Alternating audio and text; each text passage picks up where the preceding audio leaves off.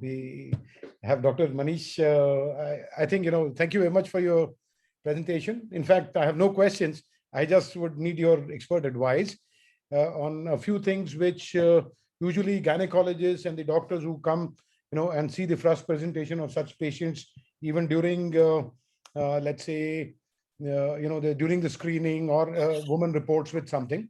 So my first question would be that how do we look at the non-proliferative type of cysts, or, to be more precise, how do we differentiate? Could you throw some light on the simple breast cysts, which are, without atypia, or maybe they're, simple breast cysts such as galactosele, papillary apocrine changes, or maybe mild hyperplasia, which may be detected as breast cancer as a differential diagnosis.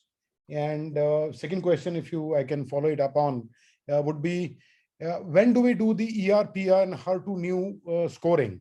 Is at the time of the diagnosis or post-surgery? Because we normally see that it's post-surgery only that ER/PR and HER2 is done, and not at the time of the first biopsy, which is sentinel node biopsy, or FNAC, which is taken for a diagnostic purpose. And the third one would be tamoxifen. As you rightly mentioned, we now have the anastrozole. So where do you feel tamoxifen has been under controversy for quite so many years? Besides the costs, which are prohibitive for some patients, anastrozole has come up recently, that 1 mg per day in postmenopausal, and the patients would be there. Tamoxifen is mainly also covered as a carcinogen in FDA listing. So why were we treating using tamoxifen, which is a carcinogen in itself?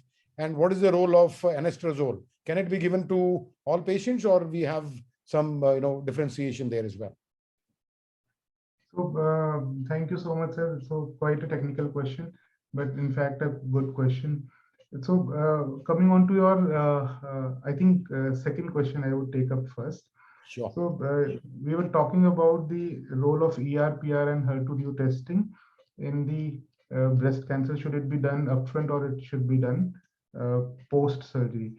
So the answer to this question is that it should be done upfront. The reason being, there are plenty of the clinical trials now to suggest that those patients who are ER negative, PR negative, and HER2/neu negative, that is triple negative breast cancer, or those patients who have HER2/neu positive breast cancer. So I'm talking about two subsets. One is triple negative breast cancer, and one is HER2/neu positive subset, in which if we proceed with neoadjuvant chemotherapy and then do surgery, and if we find that there is a good response in situ, in vivo to the tumor, that is, we achieve a pathological complete response for triple negative breast cancer, or we achieve pathological complete response for HER2/neu positive breast cancer, these patients, they tend to do very good. So there is survival advantage if the patients achieve pathological complete response. And if these patients, they don't achieve pathological complete response, another kind of chemotherapy or another kind of targeted HER2/neu treatment should be added for these patients.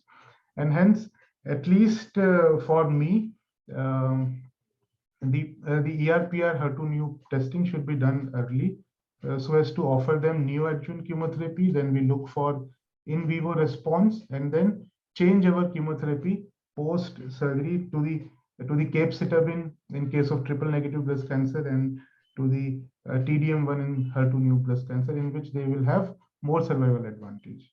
Right. Second question was sorry, non-proliferative, maybe differential diagnosis on the. Yeah. So for non-proliferative differential diagnosis, we are doing ultrasound or X-ray mammography. And so non-proliferative diseases, there are those diseases in which there is either no atypia, or there are some kind of atypia, but it has not invaded the basement membrane. Right. So for these patients, we do ultrasound or X-ray mammography and assign them a BI-RADS category. So I discussed about this BI-RADS category. If most of the patients, they will have BI-RADS 2 category if they are non-proliferative kind of disease, and these are to be managed conservatively, sometimes with the help of antibiotics or with the help of conservative surgeries. And so many of the times we don't do biopsy for these patients. Wonderful, sir. And third question was, sir? The third question was on the anastrozole. So would you prefer Anastrozole, right. anastrozole over tamoxifen, which is actually a carcinogen, cancer causing rather than, you know? So we have two different drugs. One is tamoxifen and another is anastrozole. Anastrozole is basically aromatase inhibitor. So if we see the pathway of estrogens, so testosterone and the different hormones, they are converted into the estrogen with the help of aromatase enzyme, which remains active in the premenopausal women. So if we are using it, if we are using hormone suppression in the premenopausal women, it has to be tamoxifen. It cannot be anastrozole. But if we are using it in the postmenopausal women, we are using anastrozole. Regarding the cancer causing potential for tamoxifen, so we tend to do ultrasound of the abdomen every 6 months for those patients who are on tamoxifen, and we tend to look at the endometrial thickness. So most of the patients, if they have endometrial thickness of more than 7 mm, or in the postmenopausal, if they are postmenopausal, we tend to stop tamoxifen and then switch them to the letrozole. But if the patient is premenopausal, we cannot use anastrozole for these patients. Right. Thank you very much. Very rightly said, and thanks for enlightening all of us. Yeah. No more question from my side. Over to the panelists, sir.